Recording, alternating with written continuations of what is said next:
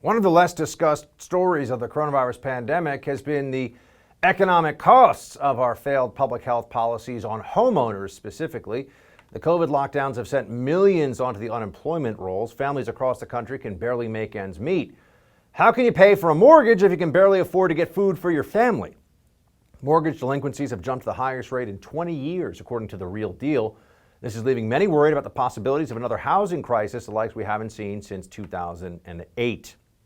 That would be yet another devastating blow to our already fragile and precarious economic situation. That sort of economic meltdown would only exacerbate the rise of suicides and overdoses as we've been seeing already. You know, all the secondary and tertiary side effects that the technocratic elites in Washington never seem to want to discuss. Well, we're going to discuss this and the economic implications of these lockdowns and some of the common sense policy fixes that could help solve them. Happy to welcome Art Laffer to the show. Art, thanks so much for joining us. Appreciate it.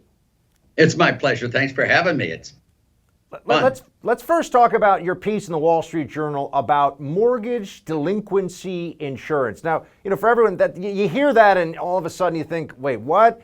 Walk us through how this would help millions and millions of people across the country if this were already in place, which of course it isn't. Well, what you'd really like to see is, especially in catastrophic situations like 2008, the Y2K problem, what happened here with the pandemic when it hit, there are homeowners who all of a sudden get laid off because everything's locked down. They don't have the money to pay their mortgages. And then you get this disease that spreads to the mortgage companies. Their stock prices go. They start doing foreclosures and all of that. It's a very simple idea how to take care of this. Is very simply you require companies, people who buy houses to have mortgage, catastrophic homeowners unemployment insurance. And what happens is for at least a 6-month period, and it doesn't have to be catastrophic, but for a 6-month period, if they've got out of work and they can demonstrably show they're out of work by unemployment benefits, this would cover their mortgage payments for a 6-month period to allow the system to adjust. And it's a natural, very good market solution so that you don't have to have politicians about it. And the thing is, when these panics hit, my phrase I love to use is that whenever politicians make decisions, when they're either panicked or drunk, the consequences are rarely attractive. And, you know, what you want to do is get around those panic decisions. Oh, my God, what did we do? And then they do something really dumb. This insurance would take care of that problem, take us for a 6-month period so you can sit down and think about what's going on and readjust to the new world. And can you explain how the government is effectively already largely on the hook for a lot of these mortgages anyway, right? Because I could see that a rebuttal or a critique that the people would throw at you is, well, why should I be brought into this? Or why would the government want to intervene here and be a part of some kind of a mortgage? As you said, this would be private insurance, but there would be a government partnership to it. How is the government on the hook, so to speak, for these mortgage delinquencies across the country? Well, let me just tell you what they did. They froze payments, and you can't foreclose on someone who hasn't paid the mortgage payment. Now imagine if you're owning that company that's the mortgage supplier. All of a sudden your revenues are dead, your stock price goes down, and you've got this contagion that hits the U.S. economy. Remember, there are two parties to this. There's the homeowner who's borrowed the money and has a mortgage, and then there's the mortgage lender to the homeowner.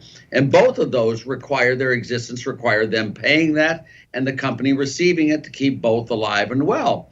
And what they're trying to do here is just get an insurance plan that would tide that transaction over. Now, if the insurance premium is sufficiently high, they would have plenty of funds in their reserves to be able to match this period for someone who's unemployed and be able to tide us over for that period.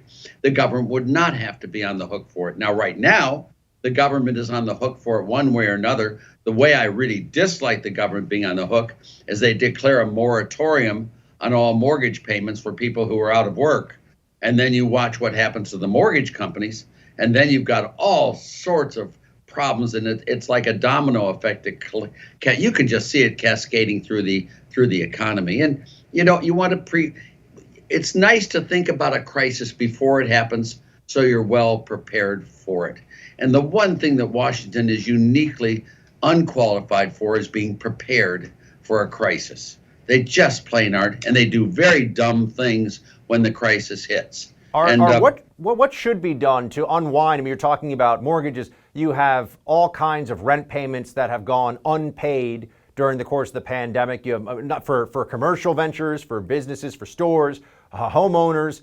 How should we intelligently try to unwind this? What can we do? We got the vaccine coming out now. People, even the more dire predictors here along the way, have told us that within 6 to 9 months, things are going to feel a whole lot better than they are right now. What do we do between now and then so we minimize the economic pain and fallout from these policies?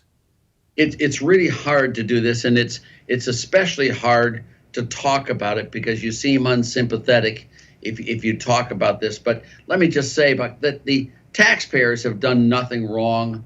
They have not been culpable in causing the pandemic. It's not their fault, and they are victims of this as well. Likewise, the store owners, the people who have been put out of work, the restaurants, all of these, it's not their fault either. We have had a pandemic that has done a lot of damage to the U.S. economy in the aggregate. How do you mitigate that damage as best you can?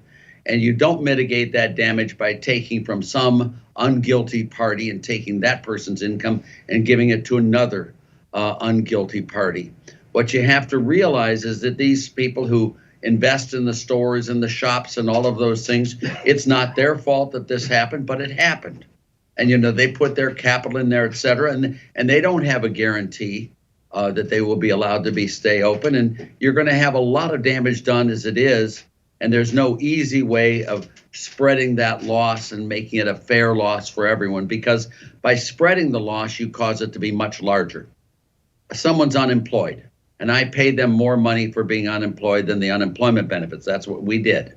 That encourages them to be unemployed for a longer period of time, which causes the damage to be larger, and it just feeds on itself. Best way is... Oh, sorry. Go ahead. No, go ahead. The best way? The best way to solve for these things is be prepared ahead of time. And, if you've been a smoker all your life and all of a sudden you got lung cancer, you can't say, what could I do not to have? You can't get rid of the cancer just by saying, I wish I hadn't done the smoking. Now, give me something optimistic here, though. How are we going to be looking, assuming 12 months from now that COVID-19 is effectively entirely in the rear view mirror as a pandemic? How's the economy looking? It looks great. Once they take off these lockdowns in these states, especially the New Yorks and the New Jerseys and the Connecticuts and, the Rhode Islands and the Washington, D.C. and the Californias and the Oregons, once they take these lockdowns away, this economy is ready to spring really up rapidly. Now, I don't know how high it'll get, but it will come back really, really rapidly, and it will give a whole different flavor to the overall. And if I may just say one thing about the president and about this administration, what they did with Operation Warp Speed and on the vaccines that we got in less than a year, much less than a year, that would have normally taken 7, 8, or 9 years to be developed. It is the most amazing thing I've ever seen that the government has done correctly since, let's say, the mobilization for World War II. I mean, this is where government really did a great job using private incentives to get those vaccines, to get it out. So we will be over this within the next 4 months. You heard it here, folks. The man behind the Laffer curve, Dr. Art Laffer. Good to see you, sir. Thanks again for joining us. Thank you very much. My pleasure.